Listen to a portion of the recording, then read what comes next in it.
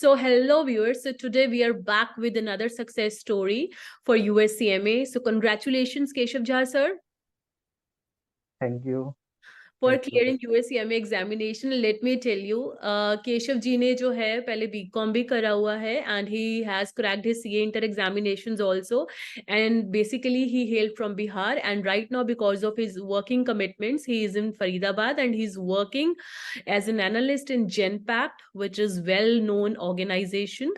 And after clearing USCMA examination, how are you feeling at this point of time? और कितना technical था, कितना difficult था, technical questions कितने आए थे एग्जाम में when it comes to your essay writing in MCQ? And I think all the viewers would like to know all these things.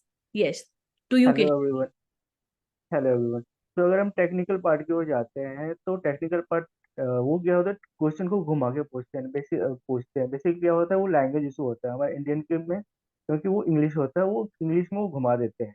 तो हमें उस पॉइंट को पकड़ना होता है।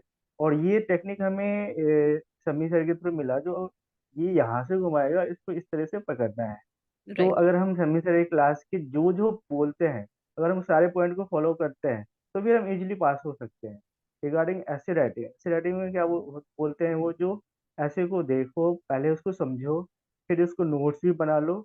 और अगर डिफिकल्ट होता है, नोट्स बनाओ और उसको प्रैक्टिस करो। अगर प्रैक्टिस करते हैं तो ठीक है।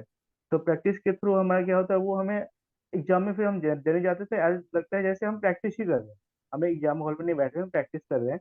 तो वो सारे पॉइंट्स को हम फॉलो करते हैं तो हमारे लिए इजी हो जाता है। अगर हम कुछ पॉइंट छोड़ देते हैं, या चलो ये चैप्टर नहीं समझ में आ रहा है, इसको हम छोड़ के चलेंगे, ऐसा कुछ, तो वो फिर फंसने का चांसेस रहते हैं। तो इसलिए हमें सारे पॉइंट्स को फॉलो करना पड़ता है, जो जो समी सर ने बताया क्लास में सबको फॉलो करते हैं, तो फिर हम इजीली पास हो जाते राइट.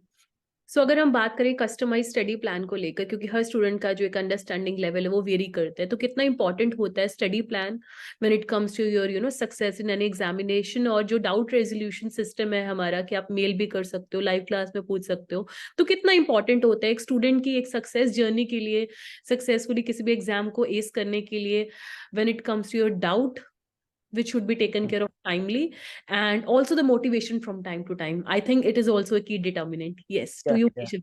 तो Yeah. If I speak about doubt, तो इफ अगर हमें किसी चैप्टर में डाउट आता है, तो हम क्या करते हैं, उसको हम फोटो लेते हैं और समी सर को ईमेल कर देते हैं। क्योंकि अब वन अगर हम कॉल पे सारे स्टूडेंट कॉल करने लगे, तो उनके पास टाइम नहीं रहेगा जो हमें सारे स्टूडेंट के डाउट कॉल पे सोल्व करें।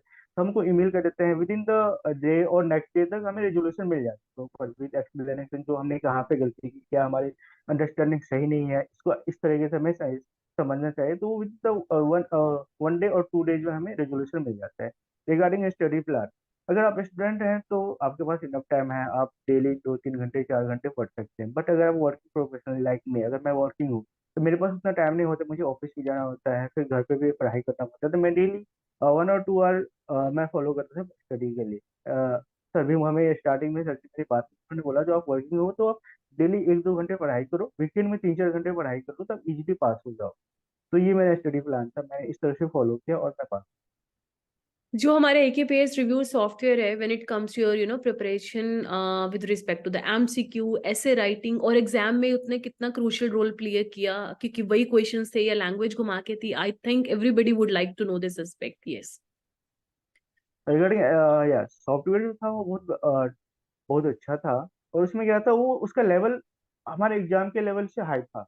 अगर हम उसको कवर कर लेते हैं विद कॉन्सेप्ट, तो ये नहीं तो एग्जाम में इजीली सारे क्वेश्चन को अटेम्प्ट कर सकते हैं। हाँ, एग्जाम में थोड़ा बहुत ये होता है, वो लैंग्वेज में इधर उधर घुमा के सारे डिट्टो डिट्टो क्वेश्चन तो नहीं आएगा, बट हाँ कॉन्सेप्ट सारा कवर होगा।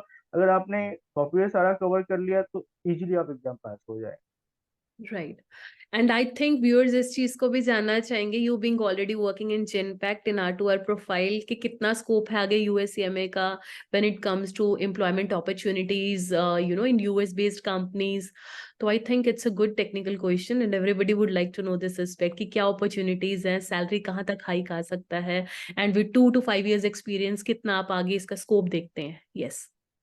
तो आफ्टर कंप्लीटिंग CA US, तो आजकल क्या होता है, इंडियन कंपनी में डोमेस्टिक कंपनी में इतना डिमांड नहीं है। बट अगर आप MNC में जाते हैं, जैसे मैं R2R में या मैं FANA में जाना चाहता हूँ, तो वो बेसिकली अब क्या करते हैं, वो जॉब जब वो पोस्ट करते हैं, तो वो CA CMA SW/CMA को एक्सप्रेसली अब मेंशन करते हैं, तो हमें CMA भी चाहिए।